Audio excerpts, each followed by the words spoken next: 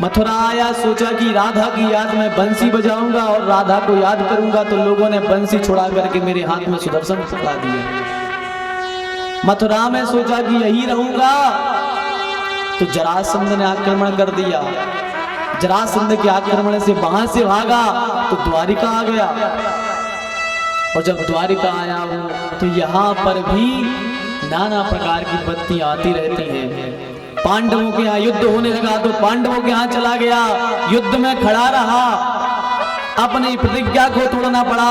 अरे सुदामा, मैंने पूरी जिंदगी विपत्तियां उठाई हैं, पूरी जिंदगी में एक पल कोई बता दे कि मैंने सुख से गुजारा हो।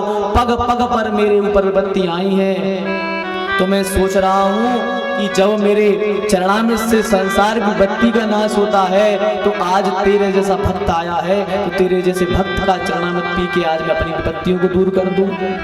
इसलिए मैं तेरा चरणामृत ले रहा हूं।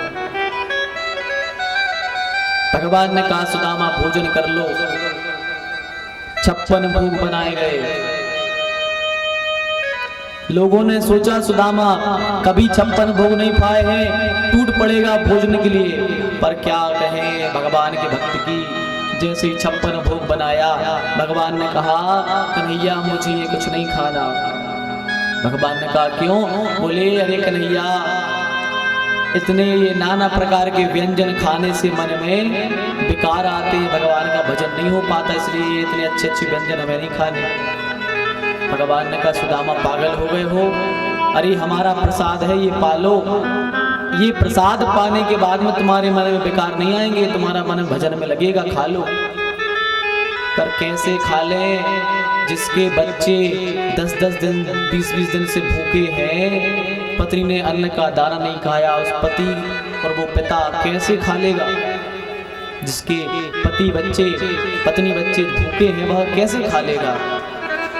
सुदामा ने कहा, नहीं नहीं सरकार, भूख नहीं लगी है, भूख नहीं लगी है, कैसे खा लें बच्चों की? वह जैसे ही अन्न की तरफ देखते हैं तो ये लगता है कि अरे यदि ये भोजन हमारे बच्चों को मिल जाता तो हमारे बच्चे खा लेते, हमारी प्राण प्यारी सुशीला को मिल जाता तो वो खा लेती। अंदर से पेट में तो भूख है, पर जैसे ही अन्न को देखते हैं तो अपने बच्चे बीवी की याद आ जाती है, कैसे खा ले? भगवान ने कहा, सुदामा खा लो। भगवान समझ गए कि ये नहीं खाएगा, अपनी पत्नी बच्चे की याद में है, नहीं खाएगा। भगवान ने तत्काल एक लीला का प्राकट्य किया। भगवान ने क्या लीला रची? एक सेवक दौड़कर आया और कहा, सरकार आज आपको पता है? भगवान ने कहा, क्या हुआ? बोले, एक सावरिया सेठ नाम के सेठ आए हैं और सुदामापुरी में भंडारा चला रहे हैं। वो सुदामा ने सुना कि सुदामापुरी में? बोले, अच्छा भैया कौन से सेठ हैं? बोले, सावरिया सेठ हैं। बोले, क्या कर रहे हैं? बोले, सबको भोजन करा रहे हैं। अच्छा। पर सुदामा ने सोचा, हमारी पत्नी बहुत स्वाभिमानी है, वो कभी भोजन करने नहीं जाएगी, ना बच्चों को भेजेगी बाहर भोजन करने। फिर उदास होकर बैठ गए। इतने में सुदामा जी ने कहा, क्यों भैया? सुदामापुरी में क्या एक ब्राह्मण के बालक और बच्चे रहते हैं, पत्नी रहती, उनने खाया?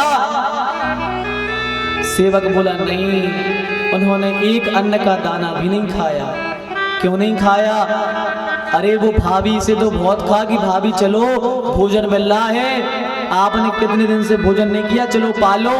पर वो तो एक ही रट लगाए रहती है कि जब हमारे स्वामी आ जाएंगे तभी हम अन्न करने वाला अपने कंठ के नीचे उतारेंगे। अपने पति को याद कर रही है। अब तो सुदामा जी रोने लगे कि धन्य है सुशीला। इतने में सेवक ने कहा कि अरे भैया, पर आप चिंता न करो, सावरिया सेठ इतने उदार हैं कि वो सबके घर घर में जा जाके भोजन दे रहे हैं, मांगने नहीं जाना पड़ रहा है। अच्छा भैया, सुशीला के घर में भोजन दिया? बोले, हाँ, सावरिया सेठ सबके घर में तो सेवकों को भेज रहे थे, पर सुशीला के घर में सावरिया सेठ खुद अपने हाथ से गए हैं भोजन देने।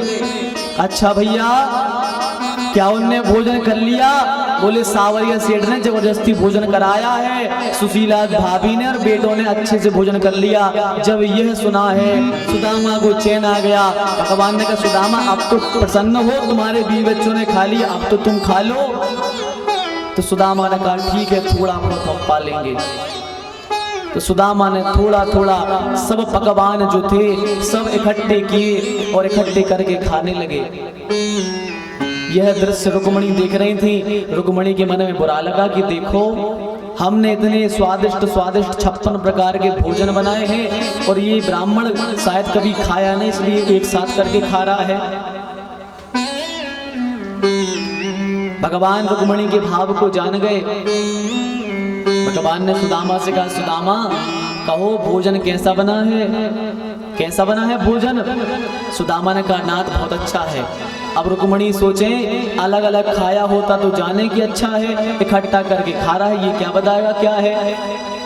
भगवान को तो अभी रुक्मणी का अभिमान चूर करना था, तोड़ना था। भगवान ने कहा, बताओ फिर भी कैसा है। तो सुदामा ने कहा, नाथ कहें, एक बात कहें। बोले क्या, बुरा मान जाएंगी रानी। भगवान ने कहा, नहीं नहीं कहो क्या बात है। तो बोले जो इसमें मूंग की दाल है ना, उस मूंग की दाल में रानी ने नमक डालना भूल गई।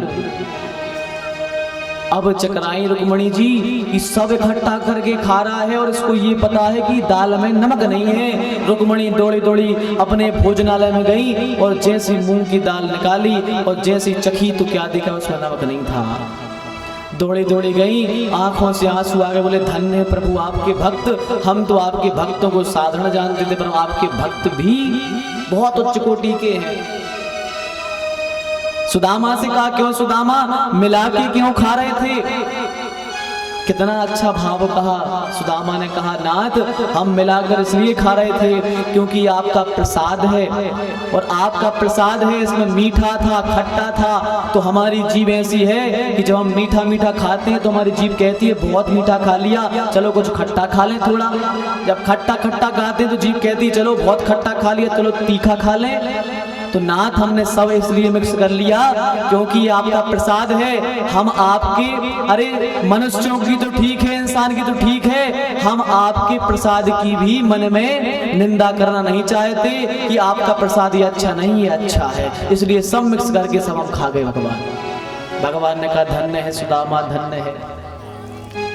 बताओ, प्रसाद का अपमान करना नहीं चाहता, इसमें भी अपमान जानता है कि खटाई बहुत खा लिया, मीठा खाना इसको भी अपमान समझता है, इसलिए सब मिला करके खा लिया।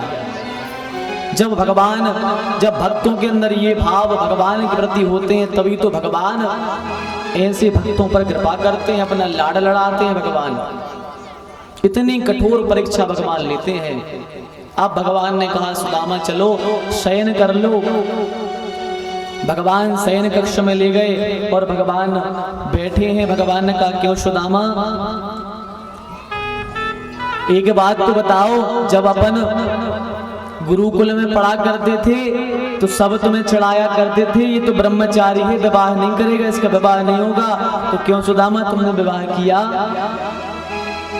भगवान से सुदामा जी ने कहा, हाँ विवाह, माता पिता की इच्छा से विवाह हो गया। भगवान ने कहा, अरे सुदामा तुम तो बहुत निष्ठुर हो, अच्छा नहीं किया तुमने हमें विवाह में नहीं बुलाया। सुदामा ने कहा, क्या करें नाथ, आपको बुलाते पर आपकी स्वागत करने का सामर्थ्य हमारे अंदर नहीं था। आप कहाँ जगत पिता, आप कहाँ चक्रवर्ती, हम कहाँ छोटे से दास। भगवान ने कहा, अच्छा सुदामा जी तो ये बताओ फिर भाभी ने कुछ हमारे लिए भेजा है। अब सुदामा जी देख रहे हैं कि इतना वैभव चारों तरफ दिख रहा है। अब इस वैभव को देख करके हीरे जवाहरात भगवान के फर्श में लगे हैं। इतना सब देख करके सुदामा जी ने सोचा, ये चावल की पोटली हम कैसे दें भगवान को। संकोच हो रहा है तो सुदामा जी ने बात को बदल दिया। सुदामा जी कहते हैं, अरे कन्हैया आप पढ़ने में कितने चतुर थे, अरे आपने केवल 64 दिन में ही सारी विद्या को पढ़ लिया, हम तो पढ़ ही नहीं पाए, हमें तो बहुत समय लगा, आपकी बुद्धि तो बहुत तेज चलती थी। भगवान बोले, वो तो ठीक है, ये बताओ भाभी ने कुछ भेजा है। अब सुदामा जी ने सोचा, ये इसका स्वभाव भी हम जाने, एक बात पकड़ ले तो फिर इस बात को भूल तो नहीं है। सुदामा जी ने फिर बात पलटी, कहा भैया कन्हैया गुरुजी क्या कहते थे कि सुदामा बहुत अच्छा आचरणी बनेगा, बहुत अच्छा ग्रंथ संत बनेगा, और तुम बहुत चाल करते थे, कहते थे ये बहुत नटखट रहेगा कन्हैया। भगवान ने कहा गुरुजी कहते थे आप ये तो बताओ कि आपने भाभी ने कुछ भेजा है। अब सुदामा जी सोचे कन्हैया बात नहीं बदलेगा, क्या करें। सुदामा जी को संकोच हो रहा है कि कैसे दे दें, संकोच हो रहा है कि कैसे दे दें। इतने में भगवान ने उनका संकोच दूर किया और भगवान ने कहा सुदामा पत्रम पुष्पम फलम तोयम यो में भक्त्या पृच्छति तदहम भक्त्युपनतः मस्नामि प्रयतात्मनः। अरे सुदामा कोई मुझे पत्र पुष्प फल और जल भी देता है, उतने में वे संतुष्ट हो जाता है। केवल द्वारकाधीश ही ऐसे हैं, भगवान श्री कृष्ण ही ऐसे हैं कि किसी भी चीज में प्रसन्न हो जाते हैं। पत्रम पुष्पम फलम तोयम, पर कौन सा पत्र चढ़ाएं भगवान के ऊपर? आम के पत्ते चढ़ाएं, तुलसी के पत्ते चढ़ाएं, कौन से पत्ते चढ़ाएं? तो हमें तुलसी के आम के पत्ते नहीं चढ़ाने हैं। बोले ये शरीर रूपी पत्ता ही भगवान के चरणों में चढ़ा दो, यही पत्र है, इसे भगवान स्वीकार कर लेंगे। पत्रम पुष्पम, भगवान को पुष्प प्रिय है। कौन से पुष्प प्रिय हैं? गेंदा के, गुलाब के और कमल के। कौन से पुष्प पसंद हैं? तो कहते हैं भगवान को सुमन पसंद है। पुष्पों का एक नाम है सुमन, सुमन कहते हैं पुष्पों को। सुमन का अर्थ क्या होता है? सु और मन, सु का अर्थ होता है सुंदर,